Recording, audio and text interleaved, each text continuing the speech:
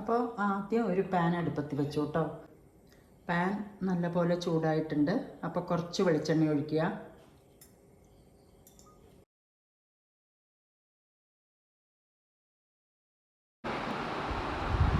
ഇനി 2 ടീസ്പൂൺ ഉഴുന്നുപരിപ്പ്. നല്ലോണം ചുവന്നു. അപ്പോൾ നമ്മൾ കുറച്ച് ഉള്ളി കേട്ടോ. ഇത് ചെറിയ ഉള്ളിയാണ്. ഒരു 10-20 ചെറിയ ഉള്ളി ഞാൻ ഇതിലേക്ക് എടുത്തിട്ടുണ്ട്. ചെറിയ ഉള്ളി നന്നായിട്ടൊന്ന് വാടണം. ചെറിയ ഉള്ളി വാടിയിട്ടുണ്ട്. അപ്പോൾ ഒരു 4-5 മുളക് കേട്ടോ. പിന്നെ കുറച്ച് വെളുത്തുള്ളി,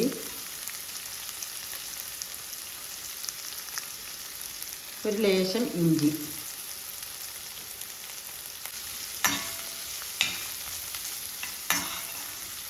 മൂന്ന് തക്കാളി, നല്ല പഴുത്ത 3 തക്കാളി ചെറുതായിട്ട് അരിഞ്ഞത് കേട്ടോ. അതിട്ട് കൊടുക്കുക.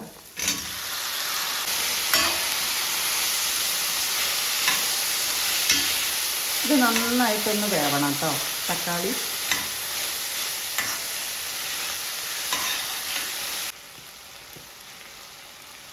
ഇനി കുറച്ച് ഉപ്പ് കേട്ടോ.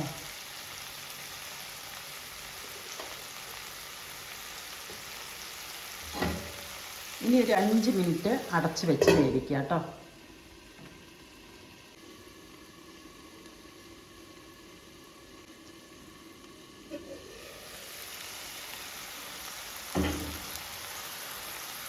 ഈ തക്കാളിയുടെ വെള്ളം ഇതിൽ തന്നെ ഇറങ്ങാൻ വേണ്ടിയിട്ടാണ് കേട്ടോ അടച്ച് വെച്ച് വേവിക്കുന്നത്.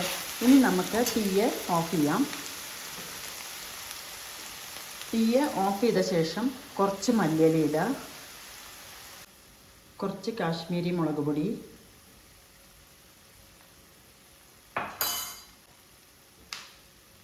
കുറച്ച് ഗ്രേറ്റ് ചെയ്ത് വെച്ച ക്യാരറ്റ്.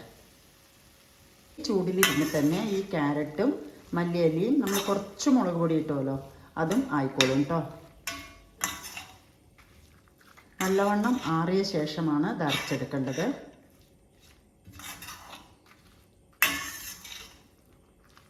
ഇതൊന്ന് ആറട്ടെ കേട്ടോ. ഇതിപ്പോൾ നല്ലപോലെ ആറിയിട്ടുണ്ട്.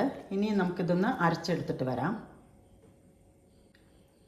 ഒട്ടും വെള്ളം ചേർക്കാതെ അരച്ചെടുക്കണം കേട്ടോ.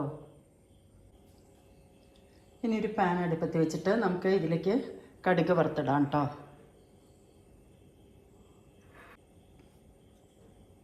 കുറച്ച് വെളിച്ചെണ്ണ ഒഴിച്ചു.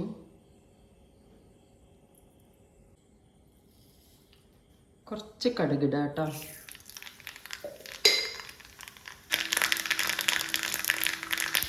കുറച്ച് ഉഴുന്നുപരിപ്പ്,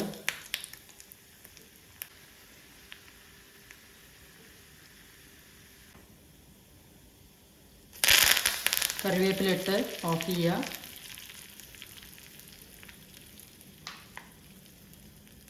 ഒരു നുള്ള് കായപ്പൊടി,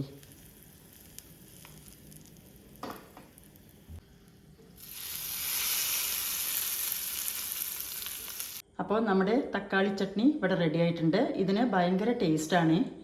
എല്ലാവരും ഒന്ന് ഉണ്ടാക്കി നോക്കുക. Thanks for watching.